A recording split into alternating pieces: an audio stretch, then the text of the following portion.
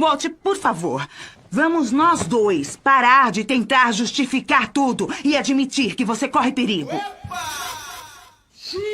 Com quem pensa que está falando? Tome. Quem você acha que está vendo? Você sabe quanto eu ganho por ano? Não. Mesmo se eu contasse, você não acreditaria. Você sabe o que acontece se de repente eu parar de ir trabalhar? Não. Um negócio grande o bastante para ser listado na Nasdaq vai falir. Desaparecer. Ele deixa de existir sem mim. Não, você claramente não sabe com quem está falando, então eu vou esclarecer. Eu não estou em perigo, Skylar. Eu sou o perigo. Um cara abre a porta e leva um tiro e acha que farão isso comigo? Não. Eu sou o cara que bate. Meu patrão! Esse homem é um cavalo. Tome.